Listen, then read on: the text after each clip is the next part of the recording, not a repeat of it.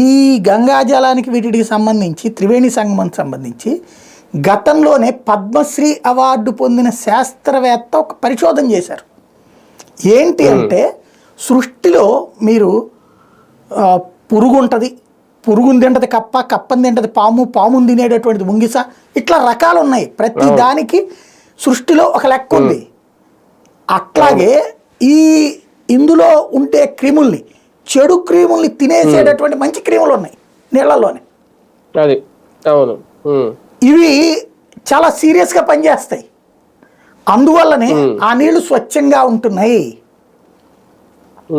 ఈ విషయాన్ని పరిశోధన ద్వారా కూడా తేలింది, సైంటిఫిక్గా తేలింది. కానీ ఇది ప్రొజెక్ట్ చేయి నీకు చేతనైతే.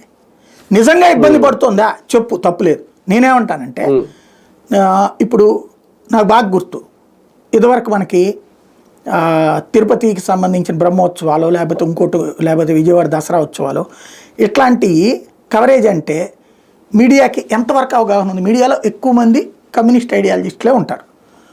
వీళ్ళు కవరేజ్ ఏమిస్తారు లైవ్ అంటే, ఇక్కడ జరుగుతోంది, ఆ నాయకుడు వచ్చాడు, ఈ నాయకుడు వచ్చాడు, దేవుడు ముందు నాయకుడు ఏంటి, ఎంతమంది వచ్చారు, లేకపోతే భోజనం సరిగ్గా లేదు, ఇక్కడ క్యూ లైన్లో ఇబ్బంది పడుతున్నారు.